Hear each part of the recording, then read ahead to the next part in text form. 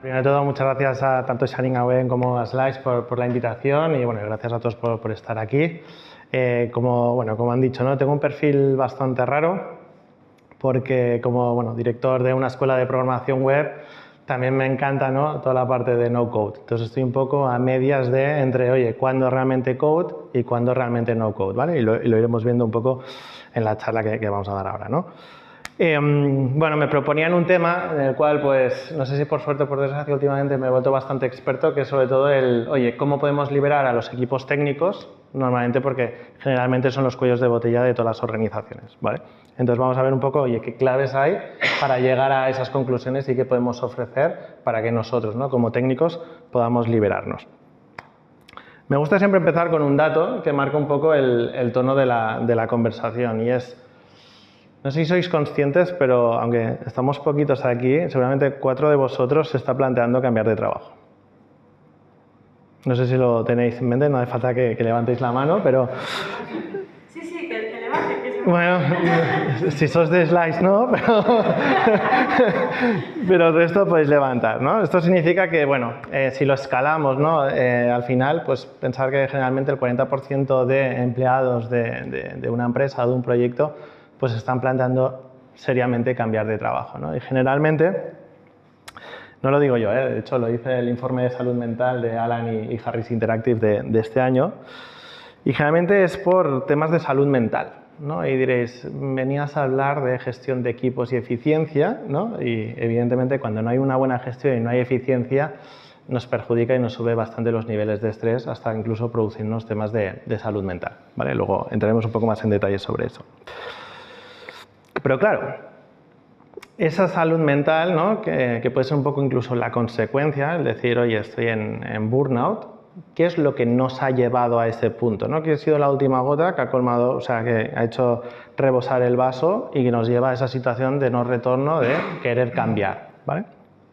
Os tengo que hacer un spoiler, generalmente no es culpa de vuestros jefes ni de vuestros equipos, sino que seguramente es vuestra culpa, ¿vale? Y veremos el porqué de ello hoy. Por seguir un poco la presentación, pues bueno, tengo un perfil raro porque aparte de ser director de una escuela de programación, mi track record viene de ser una persona bastante inquieta con un montón de proyectos emprendedores, unos de más éxito, otros de menos éxito. Por dar alguno, Happy, por ejemplo, es una plataforma para buscar baños limpios a vuestro alrededor. O sea, hay pocas mujeres aquí, pero está muy bien tirado, créeme. Es un sector que mueve 10.000 millones solo en España. Y bueno, aparte de otras iniciativas y del poco tiempo libre que tengo, que lo paso con mi mujer y mi perro Salchicha, que se llama Poncho, lancé hace relativamente poco un podcast relacionado con la salud mental que se llama Al borde del burnout, precisamente porque lo sufrí en mis carnes y de ahí que me haya vuelto un poco friki desde la gestión de cómo conseguir no solo yo como persona, sino mis equipos y todas las personas que forman parte de mi equipo no pasen por lo mismo, ¿vale? Por eso os digo que muchas veces nos pensamos que es culpa de nuestros jefes. Pueden incentivar, pero generalmente es porque no hemos sabido poner barreras y otros elementos que hablaremos justo ahora a continuación. Porque analicemos realmente de qué está compuesto un equipo, ¿no? O una empresa. Somos personas, ¿vale? Personas que pertenecemos a un equipo, que pertenecemos a una organización más grande, ¿vale? Y hay que ver nosotros como elementos, ¿vale? Cómo interaccionamos con el resto de elementos que componen esto, ¿vale? Y a veces nos olvidamos que somos eso, que somos personas, ¿no? Para ello quiero que analicemos 3 bloques, ¿vale? El primero, generación de valor. Quiero que sobre todo a lo largo de estos 20 minutos, ¿vale? Que reflexionéis mucho.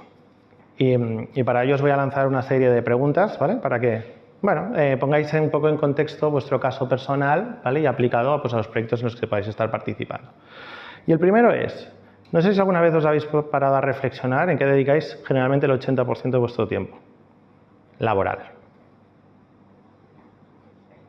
No hace falta que me contestéis, pero os hago un listado, a ver si hacemos como el bingo, ¿vale? Reuniones. No sé si alguna vez habéis calculado el coste de las reuniones. No, te convoco.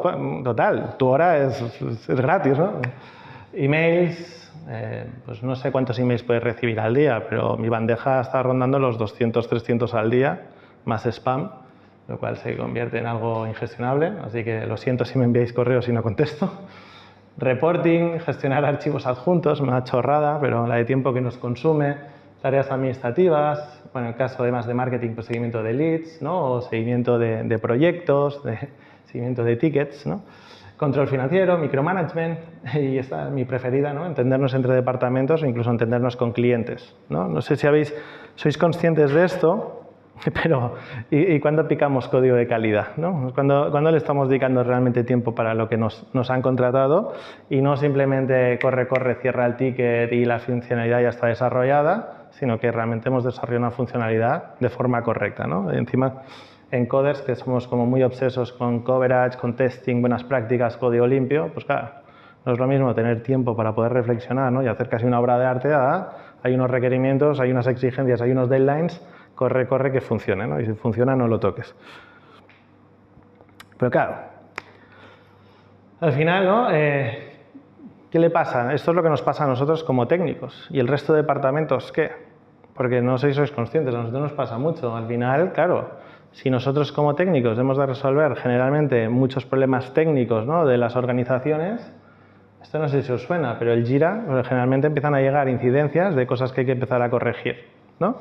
Entonces, dentro de esos tickets, ¿vale? O de esa gestión de tareas, no sé si alguna vez la habéis puesto en una balanza parecida a esta, pero el 80% de vuestro tiempo son cosas que podríamos decir, o tareas que la aportación de valor es entre 0 y 0, o sea, no es mucha aportación de valor, y por lo tanto hay un 20% que en teoría de qué debería ser.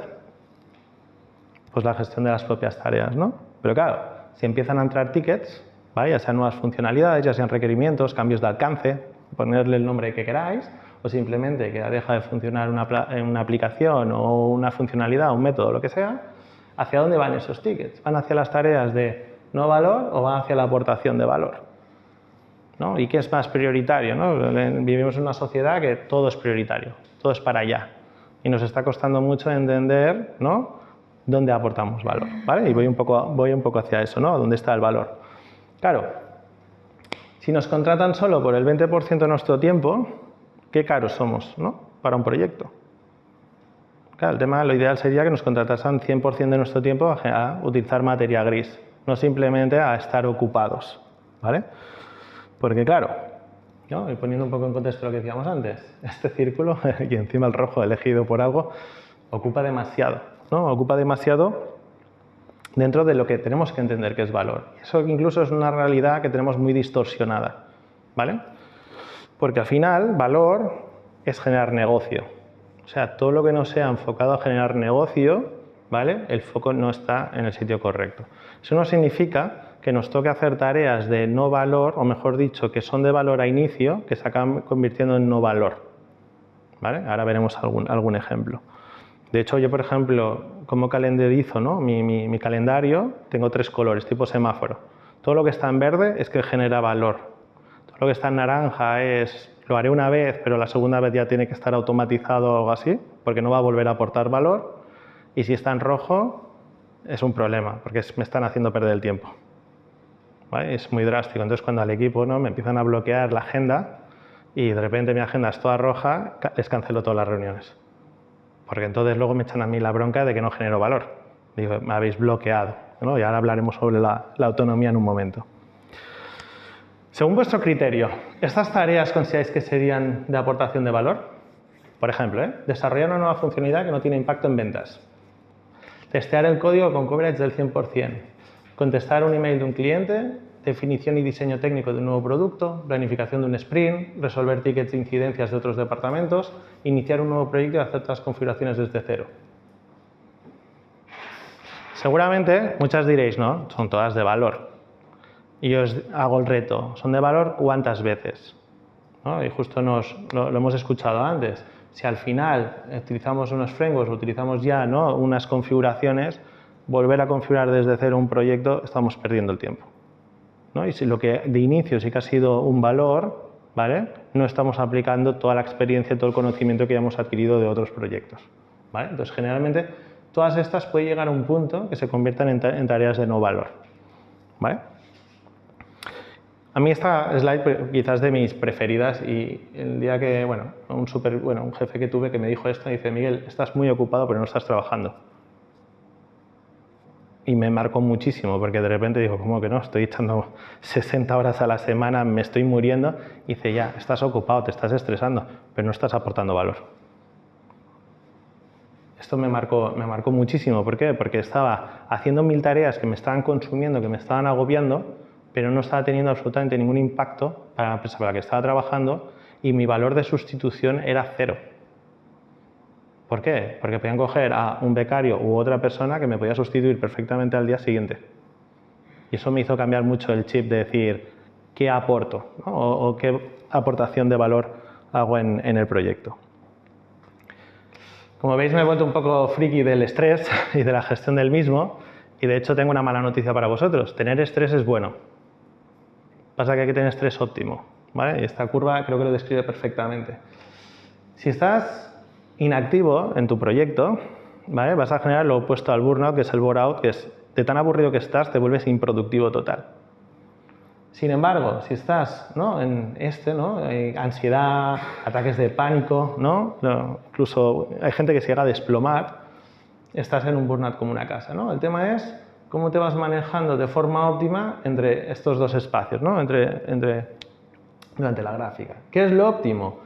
Tener un estrés óptimo, nunca mejor dicho, en el cual sabes que estás en tu pico de rendimiento, ¿no? Esto es como si estás entrenando para las Olimpiadas, que al final quieres llegar en óptimas condiciones para París 2024.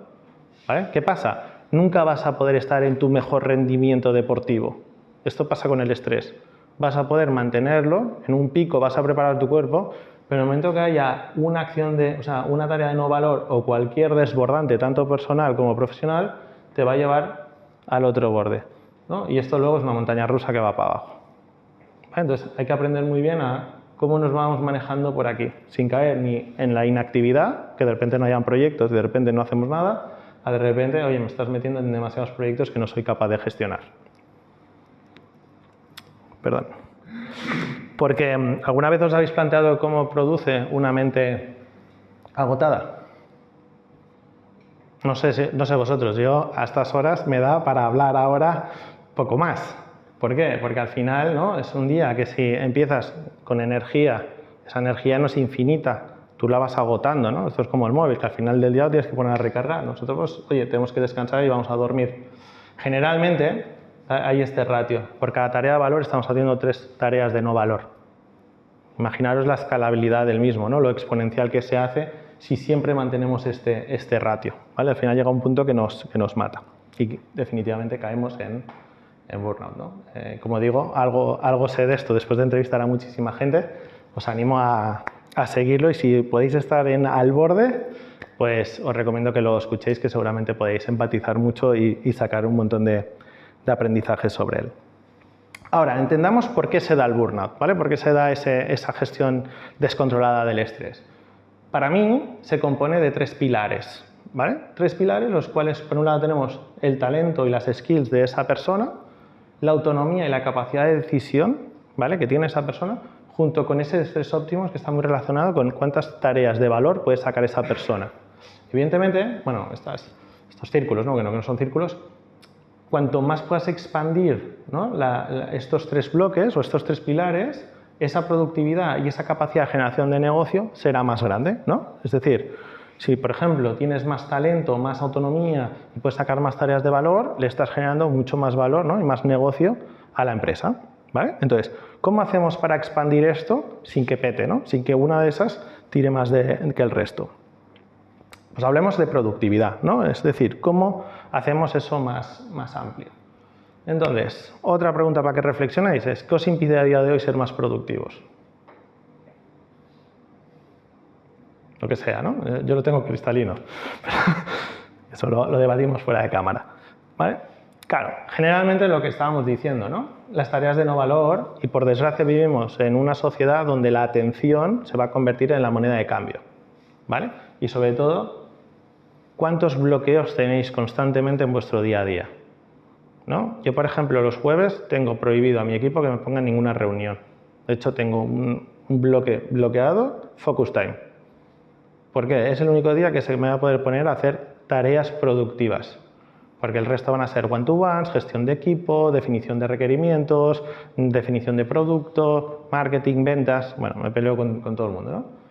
Claro, si tú te pones en tu focus y viene alguien del equipo, ¿no? Ahora, bueno, por suerte suerte o desgracia, hay mucho teletrabajo y no es el típico, ¿me ayudas un momento? ¿Te puedo molestar? No sé qué. Y tú en plan, no voy a acabar esto nunca. Claro, la energía empieza fuerte. Pero cuando ya te han bloqueado 5, 10, 20 veces, o como os digo yo, juegan al Tetris con mi agenda, no sé si os pasa a vosotros, de repente, ¡ping!, reunión, ¡pum!, aparecen reuniones. Entonces, claro, estos son bloqueos que te van a impedir ser productivo, ¿no? Entonces, ¿cómo podemos mejorar estas tres? ¿Vale? Y no entro muy al detalle y lo podemos hablar si queréis luego, pero talento y skills. Fijaros que aquí hablo de expectativas del rol. O sea, una cosa que me he dado cuenta que genera muchísimo burnout es la disociación o el gap entre las expectativas que tiene una persona consigo mismo de lo que es capaz de ofrecer, junto con lo que quiere proyectar, junto con lo que entiende el equipo y junto con lo que realmente se le está exigiendo. Eso de repente se convierte en un metaverso, ¿vale? Y suele generar mucha crispación. Y luego siempre vamos hacia el aprendizaje de las hard skills, ya sea code o no code, y nos olvidamos de las soft skills.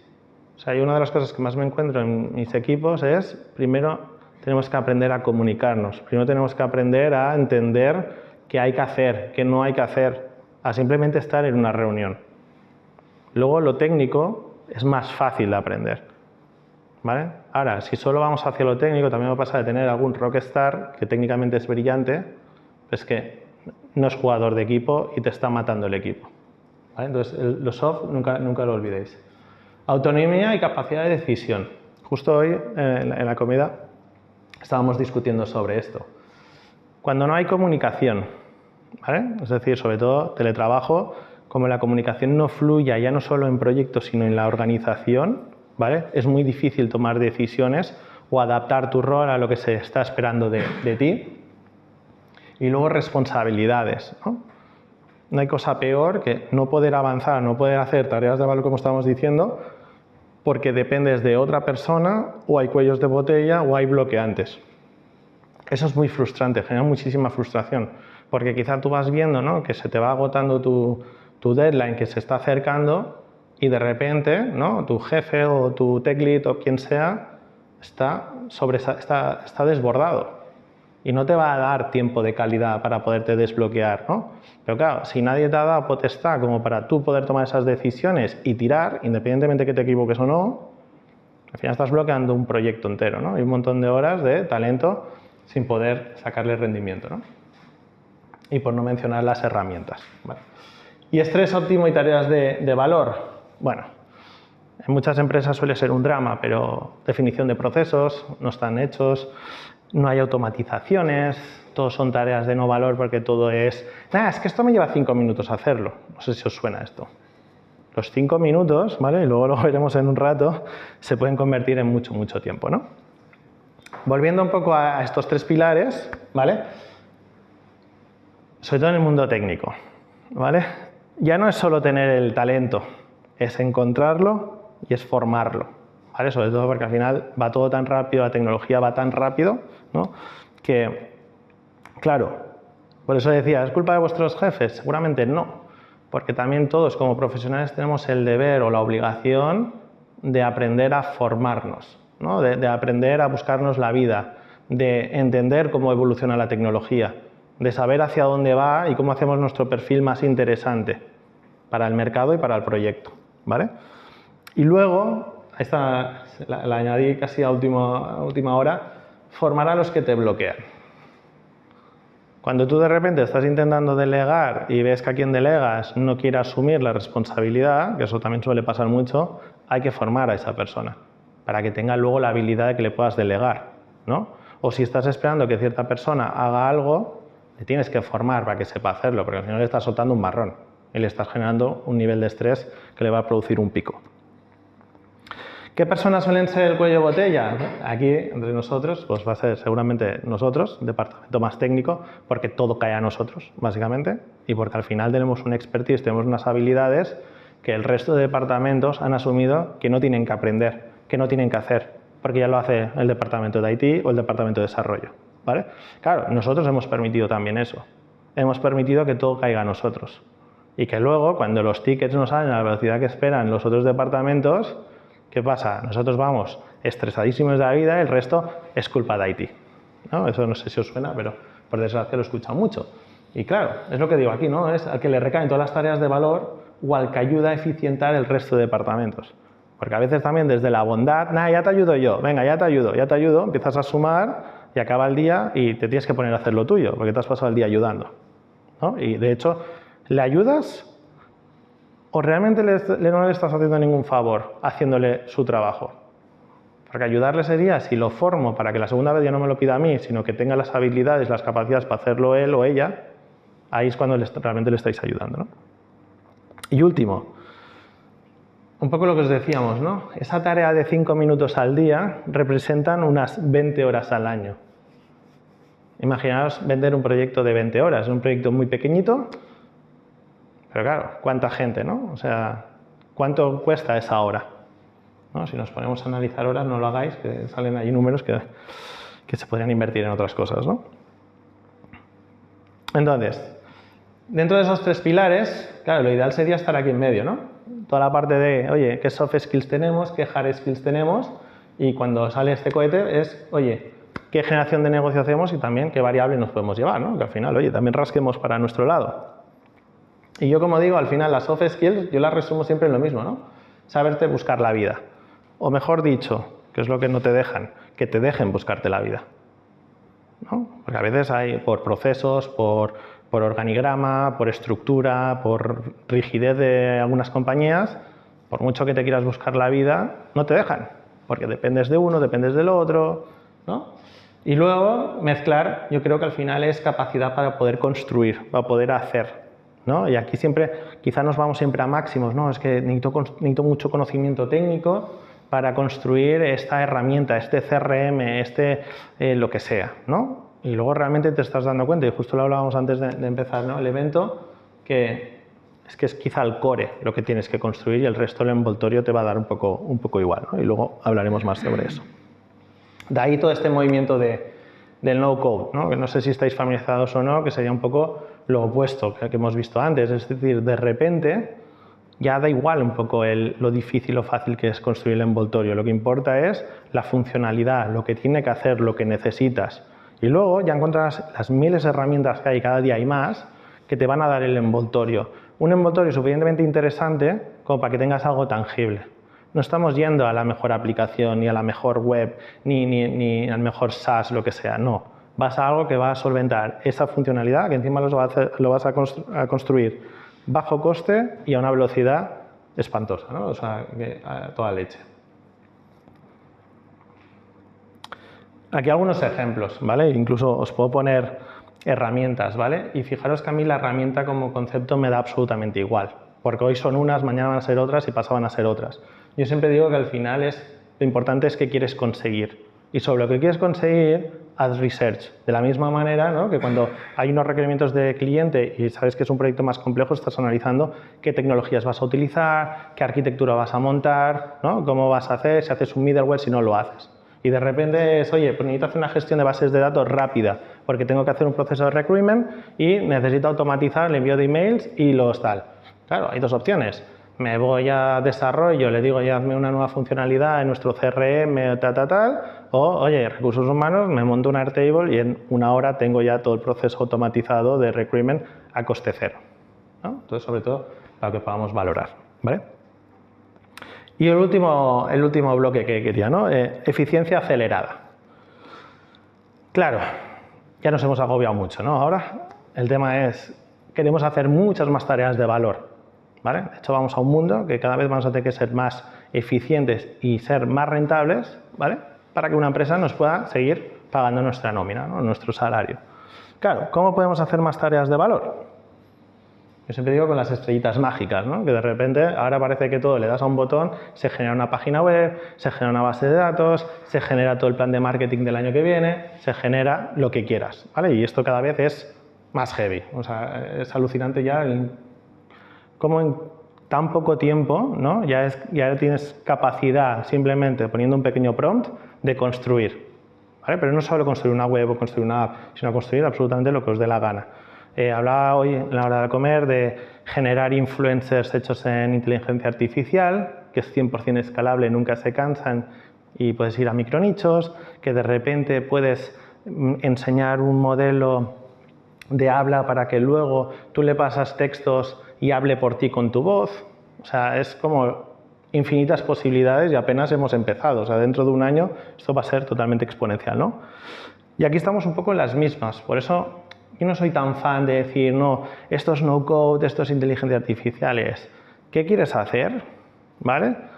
¿Cómo puedes hacerlo? Y luego cómo lo aceleras, ¿no? Y aquí os he puesto algunos ejemplos y entiendo que este lo tenéis, ¿no? Imaginaros, ¿no? Yo como director de una escuela de programación web tengo a los alumnos cada día asustados. Entonces, ¿la IA qué pasará? Digo, la IA nada, la IA son tus superpoderes. Si tú lo sabes utilizar, vas a volar. ¿Por qué? Porque no nos olvidemos. Esto me preguntaba un periodista, decía, ¿qué es para ti un prompt? ¿No? Digo, bueno, pues un prompt es, depende de lo inteligente que seas, la inteligencia artificial te va a devolver algo inteligente. Si le preguntas tonterías, te devuelve tonterías. Si le preguntas cosas interesantes, inteligentes, te devuelve cosas inteligentes, ¿no? Por eso siempre digo que ahora mismo yo como veo la IA es un becario. Porque hemos de aprender, o sea, tenemos que aprender bidireccionalmente. Tenemos que entender cómo pedirle cosas que a su vez tenemos que saber qué nos va a responder o qué nos puede responder. Yo tengo una sensación muy parecida cuando salió Alexa o Siri. Al principio nunca sabías cómo hablarle y qué te iba a contestar y qué era posible y no era posible, ¿no? No sé si tuvisteis vosotros esa sensación, pero para mí era un poco esto, ¿no? Y esta es la mítica que siempre nos dicen, ¿no? La inteligencia artificial nos va a echar a todos. No, no creo. Va a echar a alguien que no la utilice para ser muchísimo más productivo y poder sacar muchísimas más tareas de valor, ¿no? Y lo que os decía, preguntaban los alumnos, digo, si tú, que vas a acabar un programa, que vas a entender todas las piezas del puzzle, cómo se conectan, la dificultad de hacer cada una de ellas, lo que ahora te está llevando a hacerlo un mes, es que vas a conseguir hacerlo en una semana o en 3 días o en un día, ¿no? Y acordaros, las tareas esas de valor que hemos puesto al principio, que de repente las vas a poder hacer muchísimo más rápido. Yo, por ejemplo, mi email lo tengo gestionado con IA.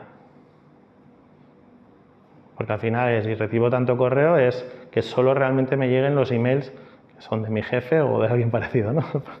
Pero bueno, a veces no hace falta IA, simplemente unos filtros bien puestos y ya está. Resumiendo, y contestando sobre todo a las preguntas que se planteaban, ¿no? para esta charla. ¿Por qué los equipos de desarrollo son el cuello de botella de una organización? Básicamente porque toca en nosotros y no hemos sabido decir que no, o no hemos puesto herramientas o soluciones para que no lo seamos y no nos caiga a nosotros. Es decir, hay que decirle a recursos humanos que tienen que aprender a utilizar herramientas para hacer muchas tareas. Tenemos que enseñar a los de finanzas que tienen que aprender a automatizar tareas. Que a los que tienen que hacer reporting, que no los vamos a montar nosotros, que ellos se lo van a aprender a montar, ¿vale? Ahora en un momento contaré un ejemplo real que tenemos nosotros. ¿Cómo gestionan las empresas el estrés derivado de estos bloqueos técnicos? Pues mal. Lo gestionan mal.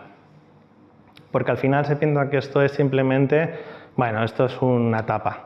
Estás aquí quemado y esto nada, vacaciones y vuelves como nuevo. No es verdad. Porque al final irse de vacaciones es simplemente recargar la energía, pero no has hecho ni un parche ni has intentado arreglar el problema de base. ¿Vale? Ahí, por ejemplo, me encanta entrevistar a gente de recursos humanos y qué hacen para ayudar, ¿no? O sea, es decir, vamos a ver muy pronto ya incluso un plan de salud mental. Igual que hay planes de sostenibilidad, planes de no sé qué, muy pronto vamos a ver planes de salud mental, donde se va a incentivar a eso. Es decir, oye, medir expectativas, entender el rol, ¿no? Entender cómo se les están dando áreas de descanso, que a su vez, ¿no? Cómo no se le está apretando a una persona. Como técnicos, yo me veo que en un año iremos todos con algún tipo de smartwatch o pulsera, con un software conectado, que a recursos humanos le va a salir un semáforo, donde van a medir, no ríais, va a pasar, o sea, de hecho ya existe, que es People Analytics. Vamos a ver dashboards en los cuales vas a ver tal persona que le va a salir un semáforo y van a cruzar datos del Teams, de Slack, de los emails, del calendar, ¿no? Y de las distintas reuniones y con quién tienes esas reuniones. Y de repente, pues, plan de acción para intentar que no se nos queme la gente, ¿no? Y finalmente, ¿qué nos va a llevar, ¿no? Y cierro ya con el primer número, ese 40%, ¿qué nos va a llevar a querer dejar un trabajo, ¿no? ¿Qué nos lleva a ese punto tan límite?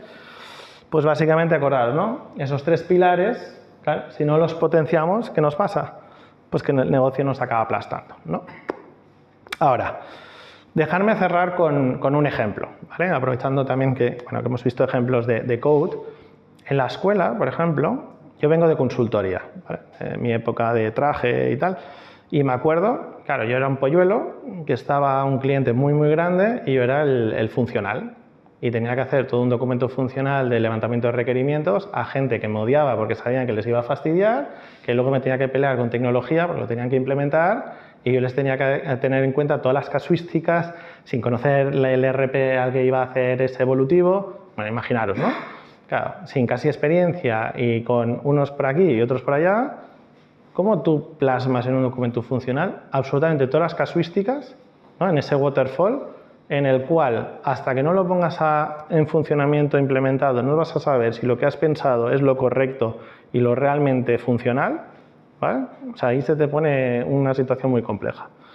¿Qué hemos hecho en Coders? En Coders estamos desarrollando una plataforma interna para la gestión de alumnos, bueno, una serie de funcionalidades.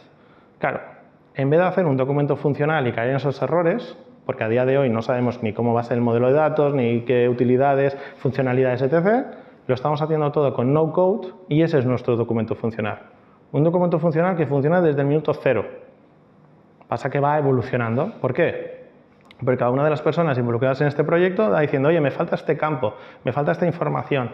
Y ahí lo vamos construyendo, pero lo vamos iterando, ¿no? Por sprints, lo vamos mejorando y cuando ya hemos llegado a un punto que al menos una de las funciones grandes ya la tenemos bastante controlada, implementada, la pasamos a code para hacerlo escalable. ¿Vale? Entonces ahí, ¿dónde está esa barrera entre no code y code? Para mí el no code, sí, puedes tener negocios que facturen millones de euros, pasa que te da sobre todo para mí la validación de lo que quieres construir. Para que luego, cuando tienes que pasar a desarrollo, es hacer la vida mucho más útil, porque no es lo mismo un documento que hay que leer e interpretar a algo que pueden tocar y que pueden trastear y que pueden estresar. Y espero que no caigáis en burnout.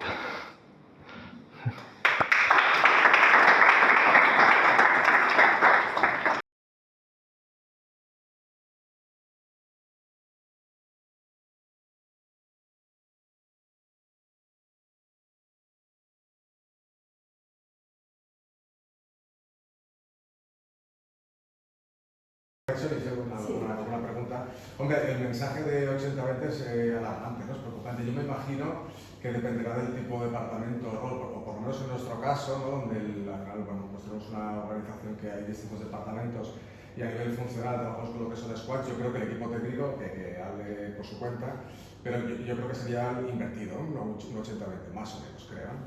Pero sí que es cierto que en otro tipo de perfiles incluso es peor la foto, que un 80 se queda corto. Y luego, de acuerdo con la reflexión que hacía, es decir, hostia, ¿qué es improductivo? Pues aquello que no genera negocio, ¿no? Yo estoy 100% de acuerdo. Sí que, claro, en el listado veía algunos tips de decir, hostia, revisar el informe financiero, pues por ejemplo es básico, ¿no? Para ver un poco cómo vamos y tomar ciertas decisiones. Entonces, quizá el que no es productivo es aquello que puede ser automatizable, ¿no? Es decir, hacer la primera vez, que se entiende la reflexión que hacías. Entonces, la pregunta es, y teniendo en cuenta también tu background y la experiencia en consultoría y que conoces un poco todo el flujo, así es un poco una carta de los Reyes Magos, ¿eh? Pero si me puedes decir algunos quick wins, es decir, hostia, pues mira, por mi experiencia, ¿por dónde empezaría, ¿no? En la automatización de procesos? Sí que viendo la slide, pues que estamos familiarizados con Copilot, con Slack, lo típico, ¿no? Pero que no es tanto las herramientas, es decir, hostia, un proceso básico típico es este. Pues mira, yo como lo planteé, cuando justo, bueno, en los últimos proyectos que me incorporo, ¿vale? Sobre todo en el último en ISD Coders, lo primero que hago es, me siento con el equipo, ¿vale? Y les digo que analicen una semana suya. Es decir, digo, oye, este sprint, o esta semana, mejor dicho, es ir apuntando en una libreta algo tan sencillo como decir tu día a día. ¿Qué estás haciendo constantemente? Pero no en plan muy genérico, sino específico. De ahí de repente en la primera semana ya detectamos un 40 o 50% de tareas que hacían absolutamente todos los días y que eran perfectamente automatizables. El problema es que mucha gente ni siquiera es consciente de que es automatizable, ¿no? De repente es, no, mira, cada día envío el mismo email a finanzas para reportarle las ventas. Digo, vale, ¿dónde están estas ventas? ¿En este Excel o en esta base de datos? Digo, este email es que es un botón y lo envías cada día automáticamente y no tienes ni que... Es que ni siquiera tenían una plantilla en la que basarse, cada día se lo picaban a mano. Suerte que ahora Gmail tiene al menos el autocompletar. sea, y de repente decías, no ha empezado el día, ¿no? Y me pasaba sobre todo, porque había una persona que está todos los días reportando, digo, es que son las 11 de la mañana, has empezado a trabajar. ¿Cómo que no? Si llevo desde las 8 de la mañana enviando los reportes automáticamente, o sea, no automáticamente, por Slack, los calculo y tal. Digo, ¿pero qué estás haciendo? Esto esto, para eso me cojo un becario, es mucho más barato. Digo, me sale muy caro, es cada Slack que envías. Claro, de repente a la semana todo automatizado, claro, luego decía, ahora no sé qué hacer. ¿No? Que eso también es el problema, que solamente en algunas organizaciones que de repente, claro, les estás llevando a la eficiencia y mucha gente se ve que no están ocupados. Y ahí es cuando les dices, vale, ¿y ahora cómo me aportas valor? Y cortocircuitan. Pero haciendo ese ejercicio de repente en el día a día, de repente te das cuenta de las ineficiencias o de las repeticiones constantes que estamos haciendo. ¿No? Por ejemplo, de utilizar Salesforce y de repente digo, ¿te estás haciendo una extracción cada día de Salesforce para pasarla a Excel y montarte un dashboard y luego el sistema de reporting? Pues si estás usando un Ferrari. Digo, porque tú sabes lo que cuesta la licencia de Salesforce. O sea, aprende en ChatGPT cómo hacer un dashboard en Salesforce y lo haces una vez, le dedicas un día entero y lo haces. Si os sirve, os cuento una anécdota. Yo en consultoría, mi primer día como becario, caigo en una migración de activos tóxicos de una entidad bancaria a otra. ¿Vale? Era una migración de datos de un RP a otro. Unos 2 millones de activos, más o menos. El primer día 8 horas para comprobarme que las direcciones de esas casas eran correctas, que si el código postal, que si no sé qué, no sé cuántos. Al cuarto día casi me quería cortar las venas, que al quinto día dije, este fin de semana voy a aprender a hacer macros, no he hecho una macro en mi vida, voy a aprender. Claro, de repente pasar informes cada día, que tardaba 8 o 10 horas en hacerlo, de repente llego el lunes, la máquina me lo hace en 5 minutos, bueno, me cayó un buen grito ese día, pero eso es otra historia que dejo aquí el spoiler. Pero claro, digo, ¿para qué voy a estar 8 horas haciendo exactamente lo mismo cuando la máquina lo va a hacer 1000 veces mejor que yo? Y es que ahora ni siquiera me imagino con ChatGPT, que es, te paso estos Excels, hazme una macro para sacar estos datos, punto.